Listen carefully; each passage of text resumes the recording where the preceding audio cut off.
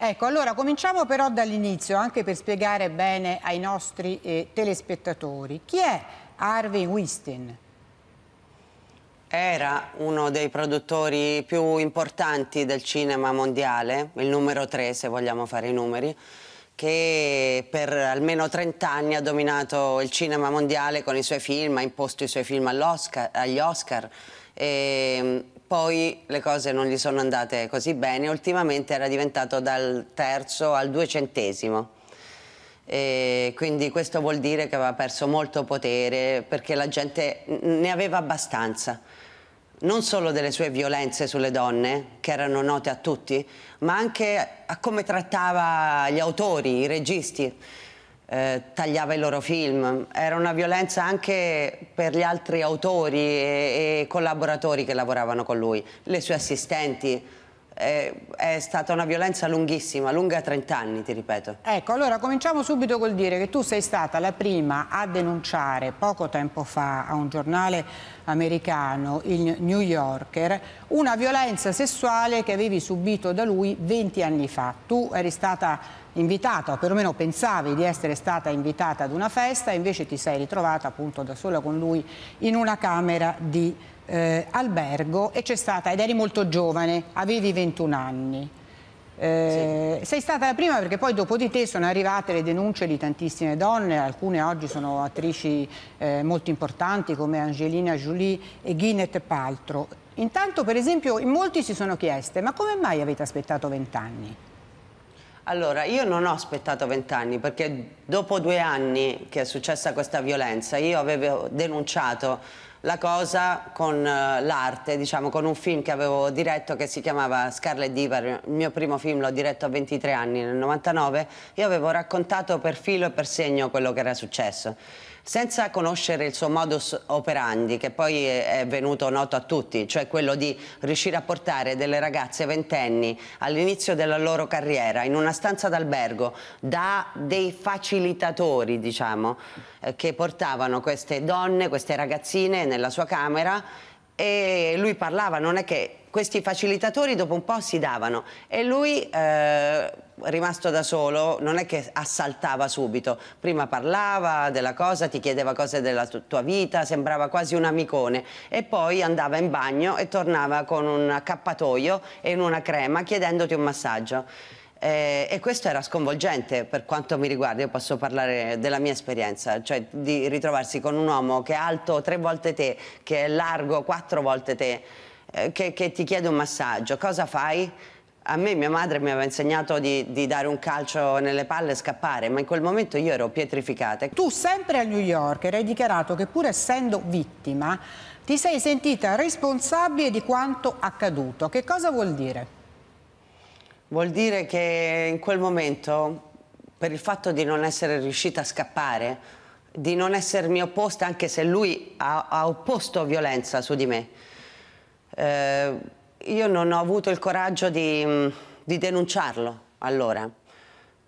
Non perché volevo lavorare con lui, come hanno scritto alcuni, perché io non ho mai più lavorato con quest'uomo. Il mio unico potere in quel caso era non accettare più i film che mi proponeva, anche regali. Lui proponeva qualsiasi tipo di regalo, voleva comprarmi un appartamento, penso a una ragazzina di 21 anni, pellicce, cose. A me non interessava. La mia unica forza dopo questa violenza era rifiutare tutte le sue offerte di questi regali schifosi.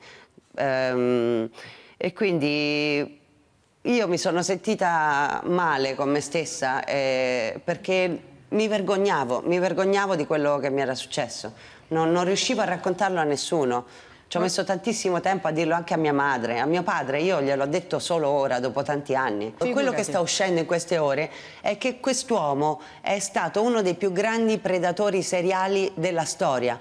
Una specie di Ted Bundy, di serial killer della violenza sessuale sulle donne. E sono sicura che centinaia di altre donne si uniranno al coro, perché è incredibile questo che quest'uomo è riuscito a fare, a passarsela liscia per 30 anni. È allucinante. E tra l'altro oggi è uscita la dichiarazione, tu sei a Berlino, non l'avrai vista, qui in Italia, di un produttore americano, Rosenberg se non sbaglio, che dice: tutti sapevamo quello che faceva Weinstein, tutti abbiamo taciuto perché, come dire, era conveniente per tutti noi, perché faceva bei film, perché ci assicurava un grande futuro, perché è un grande, ma più che altro, e ma anche non un è grande perché era presente. conveniente. Era perché faceva paura, perché quell'uomo poteva distruggerti, poteva farti sparire. Nei 5 anni successivi io lo incontravo molto spesso nei festival, dove lui, fra l'altro, non solo con me ma con tutte le altre le vittime, lui si presentava alle prime per farsi fare le foto con noi, per usarle come prove, perché lui sapeva di essere in torto, un giorno di far vedere, vedi, erano tutte amiche mie. Vedi, come mai? Come possono dire che io gli ho fatto violenza se 3 anni dopo si facevano fotografare sorridenti insieme a me?